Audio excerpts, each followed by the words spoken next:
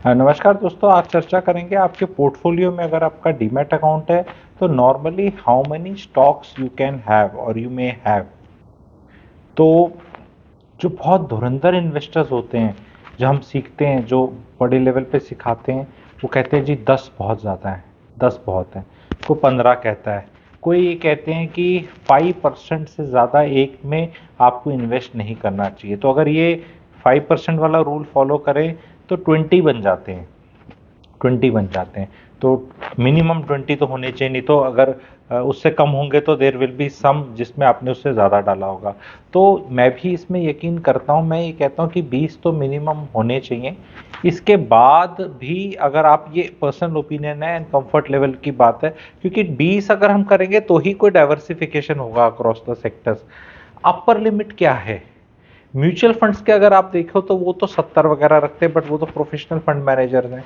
Practically आपको देखना है कि जब भी you own a stock, you should have not only done research before buying, you should also be able to monitor the quarterly results and what are the updates happening in the company, and maximum जो ये कर सकते हैं उसमें ये limit बढ़ के आ जाती है 30-35 की।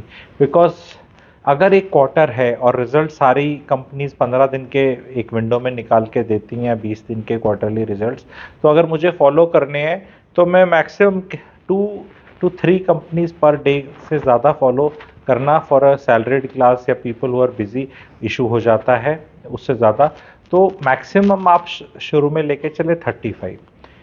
आपको स्टॉक वॉच कहते हैं या वॉच लिस्ट में कितने स्टॉक्स डालने चाहिए, वहाँ का नंबर कोई ऐसा तय नंबर नहीं है, लेकिन वहाँ भी आपके पास 30 से 40 स्टॉक्स रहने चाहिए जस्ट टू मॉनिटर, कि जिसमें आपको, अगर आपका कोई एग्जिस्टिंग पोर्टफोलियो में स्टॉक अच्छा नहीं कर रहा है और आपको रिप्लेस करना है, तो you should be always wanting to replace.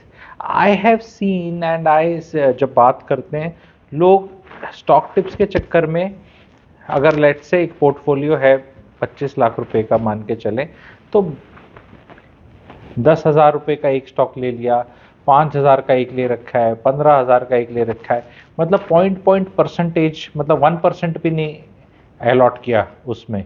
तो यानी कि आपकी कन्विक्शन नहीं है उस स्टॉक की उतनी। मैं ये आम आदमी की बात कर रहा हूँ, एक लेवल के बाद जब जाएंगे तो, जब हम आगे बढ़ेंगे चैनल पे और बातचीत करेंगे, तो yes there are people who are keeping 50-60 stocks also. Sometimes people approach, जैसे इंश्योरेंस सेक्टर होता है तो उसको they approach as a stock, कि अगर मैंने इसमें 4 कंपनियां भी ले ली, क्योंकि मैं फॉलो नहीं कर सकता individually, but let's say example I am bullish on insurance sector as such, तो उसमें 4 बड़ी दिग्गज कंपनियां हैं, एक LIC है, एक SBI लाइफ इंश्योरेंस है, HDFC लाइफ इंश्योरेंस है, ICICI की प्रूडेंशियल की है। तो जैसे ये 4 में उसने कोई स्टेक ले लिया, तो अब वो मेंटली इसको एक स्टॉक भी सोच लेते हैं, कई लोग, ऐसा होता है। यहाँ कोई भी रूल ऐसे एज अ वो नहीं दिखाया जाएगा, डिक्टेट नहीं बताया जाएगा कि यही सही है। This is somehow people are able to keep more stocks.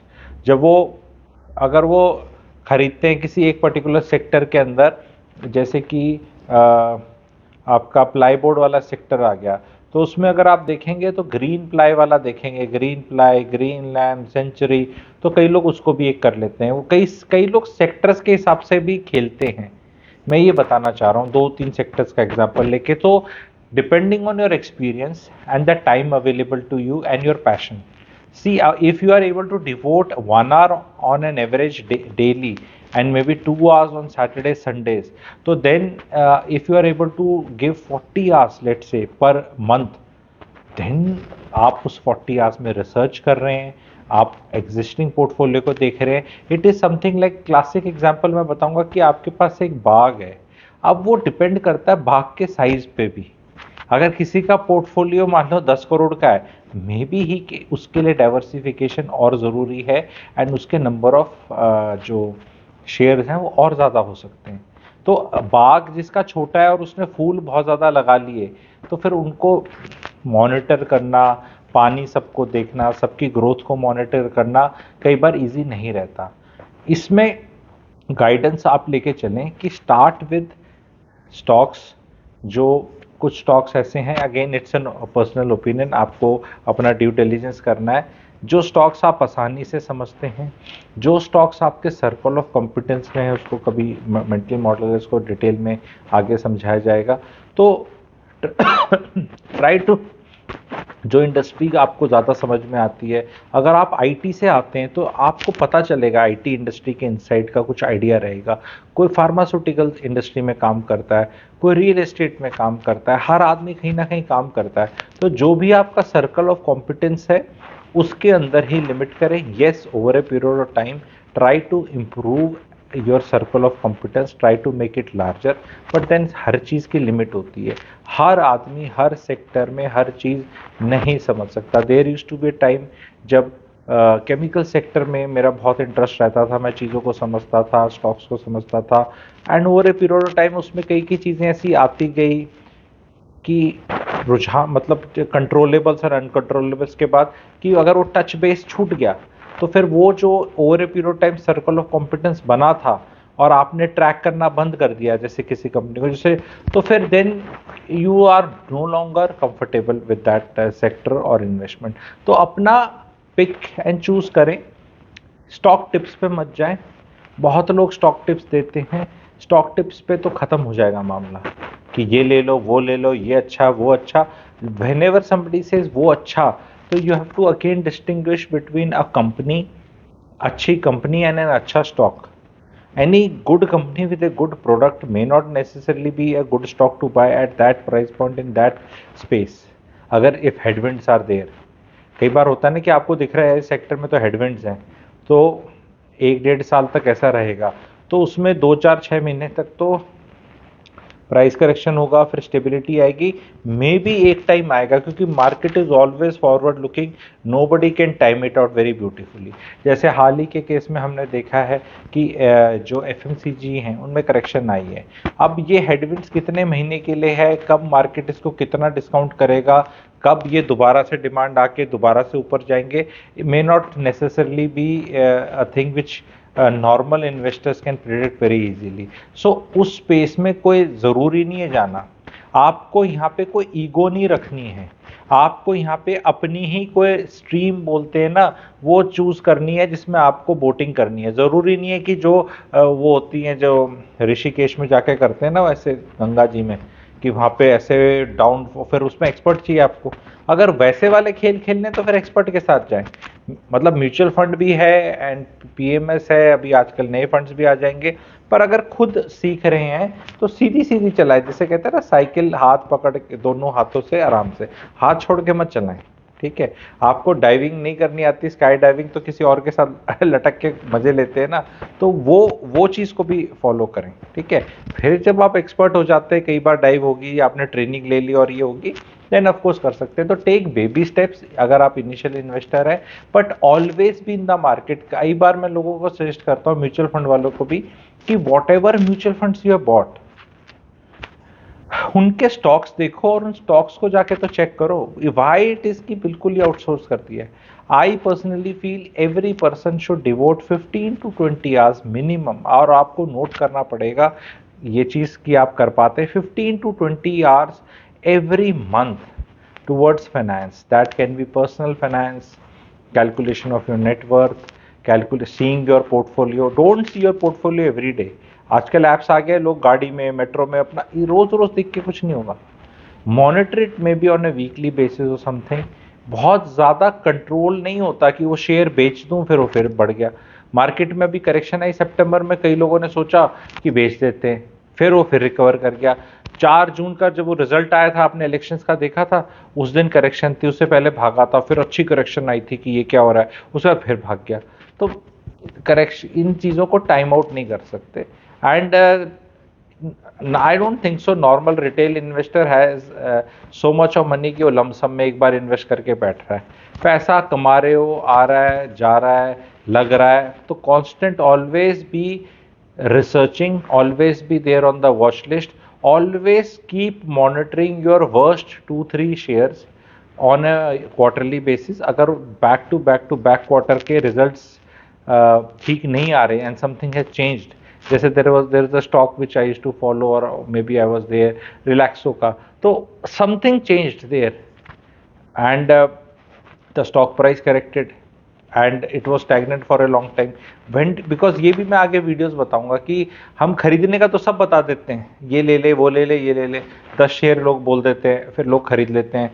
बेचना कब है, अगर अच्छा स्टॉक भी है, पैसे कमा लिया या नहीं कमा रहा, तो वो देखना है। अभी एक नई थीम भी प्ले आउट हो रही है कि कई चीज़ें जो हिस्टोरिकली लगता था कि ये तो बिकेंगी बिकेंगी बिकती हैं और अच्छी हैं, वहाँ पे भी इश्यूज आ रहे हैं उन सेक्टर्स के अंदर भी। तो सबसे पहले तो मैं लोगों को बोलूँगा, पहले तो सेक्टर के बारे में सोचें।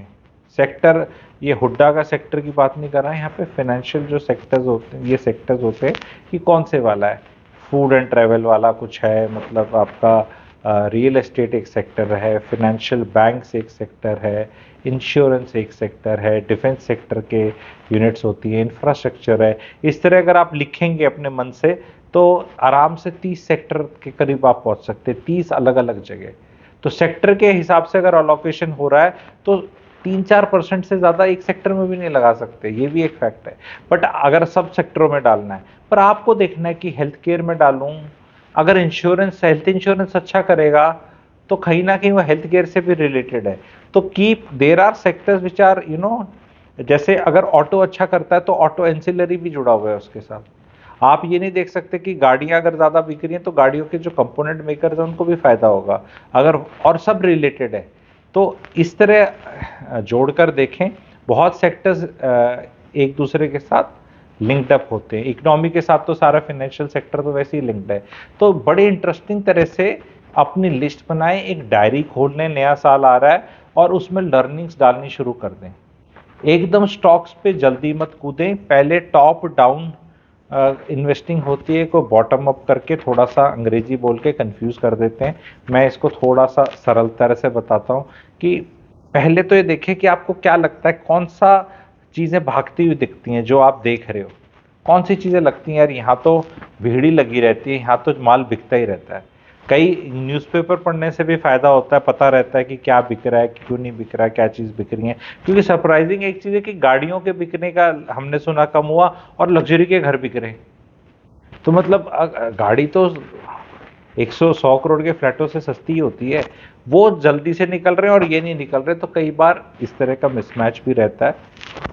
तो लिमिट करो, जो मैंने सजेस्ट किया। आपसे सवाल है जाते जाते, जितने, क्योंकि महानुभाव बहुत लोग हैं, बहुत अच्छे सब्सक्राइबर्स हैं, बहुत अच्छा रिएक्शन लगा है चैनल का, इनिशियली सब्सक्राइब करें। मैं आपसे पूछना चाहता हूँ, what do you think is a good number of stocks in a portfolio? I feel less than 20 is less. ये मैं अपना शेयर करता हूँ, फिर आप लोग लिखना। Anything less than 20 I feel is less. I think more than 35 a normal person cannot monitor. तो if you can't monitor more than 35, तो then why should you have 35? तो मैं ये सोचता हूँ शायद 20 से 35 के बीच में एक अच्छा नंबर है। आपका इस पे क्या विचार है? आप कितने स्टॉक्स मॉनिटर कर सकते हैं? कौन 50, 60, 70 लेके भी बैठा है? अगर आप 150 से 200 को स्टॉक लेके बैठी है जनता, तो फिर लॉटरी के टिकट ले रहे हो। फिर आपने तो इस टेलीग्राम ग्रुप पे, और ये जो ऑथराइज्ड और ठीक चीज़ नहीं है मैं बता रहा हूँ, इस ग्रुप पे उसने बता दिया, इस अखबार ने वहाँ बता दिया, buy this oh sell this, तो हो नहीं पाया। तो ऐसा तो नहीं है कि आपने जब जिसने जो बताया ले लिया, और जो नुकसान में है वो इसलिए नहीं बेच रहे आप क्योंकि अब वो नुकसान में है, और फायदे में जो है उसको इसलिए नहीं बेच रहे क्योंकि उस फायदे में। तो बेसिकली आप किंग करते हुए विमोड हो गए हो, आप लॉटरी का टिकट खरीदते फिर रहे हो कि कुछ निकल गई, कुछ चल गई, देखी जाएगी, या वेट करेंगे। नहीं, मैं तो लॉन्ग टर्म इन्वेस्टर हूँ। बहुत लोग ट्रेडिंग से आते हैं, फिर वो इन्वेस्टर बन जाते हैं, फिर वो लॉन्ग टर्म इन्वेस्टर बन जाते हैं। तो आई होप मेरे जो सब्सक्राइबर्स हैं वो इस बात पे ना चलें। There is no shame in selling stocks which you don't understand. There is no shame in selling stocks जो किसी रैंडम एरे गैरे नथु गैरे ने बताए थे, आपको कुछ नहीं पता था। बिकॉज इस स्पेस में आप ये देखें, सेबी है और इतने कानून हैं, उन पे नकेल इसीलिए कसी हुई है कि मुंह उठाकर आप ना कोई बोल दे यहाँ पे ऐसे कि कुछ भी उठा लो। फिर वो है कि तू क्यों बता रहा है, तू सेबी रजिस्टर्ड। मैं ये कहता हूँ सेबी रजिस्टर्ड भी है तो एकदम दूध का धुला हो गया वो भी सारा। आप समझे मेरी बात? अकल तो खुद ही लगानी पड़ेगी ना आपको, अकल खुद लगानी पड़ेगी। डिस्कशंस कर सकते हैं एंड मेरे हिसाब से टॉपिक शुड बी ऑलवेज जो भी डिस्कस किया जा रहा है कि व्हाई दिस इज देयर। पहले फोरम्स होती थी अच्छी वाली, एक दो थी, मेरा अभी मन नहीं कर रहा बताने का क्योंकि मैं चाहता हूं कि मैं ही फोरम करूं, बट उन फोरम्स पे रह के इंटेलिजेंट लोगों के साथ डिस्कशन करके बहुत सीखने को मिलता है। कि भाई अभी जैसे कि एक थीम बांग्लादेश में जो टेक्सटाइल का मामला हुआ है उससे अपने इंडिया में क्या अपॉर्चुनिटी आई, और भाई साहब गजब टेक्सटाइल के सारे स्टॉक्स आप देख रहे हैं कैसे भाग रहे हैं। तो क्या कोई भी उठा लो, गधा घोड़ा लंगड़ा लंगड़ा घोड़ा। तो वहाँ ड्यू डिलिजेंस की ज़रूरत है कि भाई कौन सी चीज़ है जो विदेशी ऑर्डर कर रहे हैं, कहाँ वो है। तो यहाँ पर बहुत लोग, यहाँ पे एक्सपर्ट की ज़रूरत लेनी पड़ जाएगी आपको। तो वहाँ फॉलो करो, पर सेक्टर को फॉलो करो।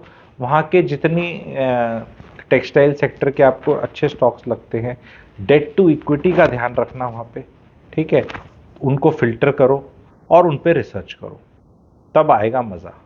पर हाउ मेनी, अब एक सेक्टर अच्छा लग रहा है तो इसका ये मतलब थोड़ा है कि उस सेक्टर में 40% पैसा लगा दें। उस सेक्टर का भी कितना, मुझे जैसे मैंने स्टॉक का तो एक यूनिवर्सल रूल है जो सब लोग एग्री करते हैं और मैं भी, कि 5% से ज़्यादा आपका, देखो इन्वेस्टमेंट अमाउंट नहीं होना चाहिए, वो मल्टीबैगर होके हो सकता है 15-20% हो।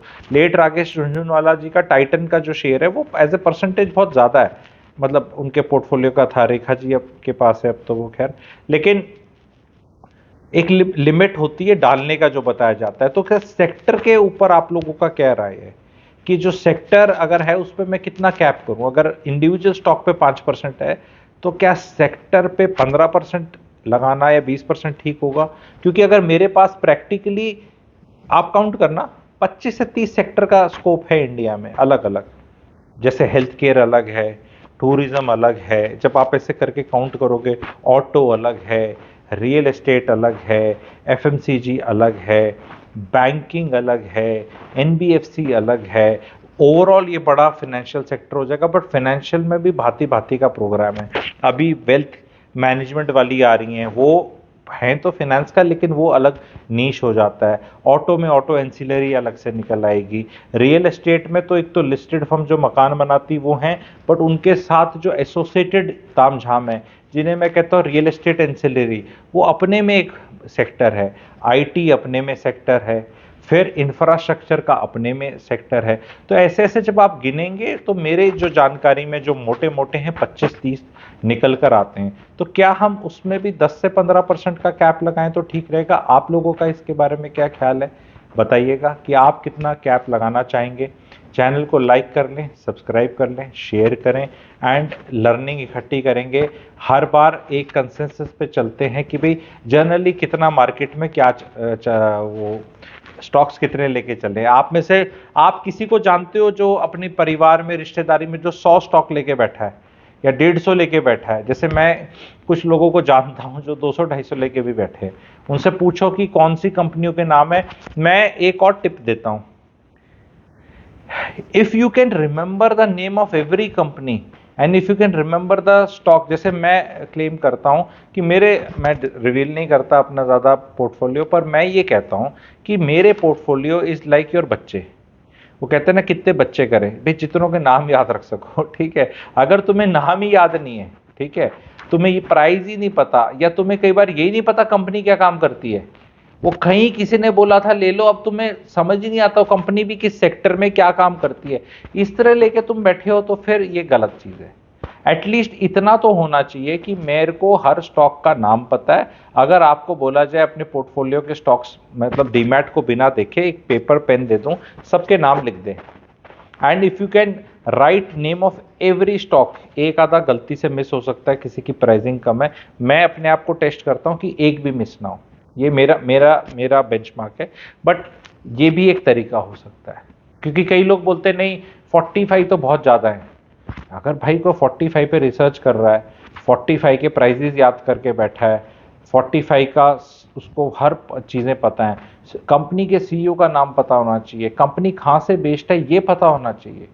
अगर आप उस लेवल तक जानकारी करते तो at least you are in control. अगर सपोज मैं पूछूं भाई दे अपना पोर्टफोलियो, ओके ये company number so and so किधर है, इसका हेडक्वार्टर मुंबई में, पर फैक्ट्रियां किधर हैं जी? गुरुजी दादर नगर हवेली में है। अरे वाह, वेरी गुड। अच्छा, इसमें प्रमोटर होल्डिंग कितनी है? ये 63% के करीब हैं।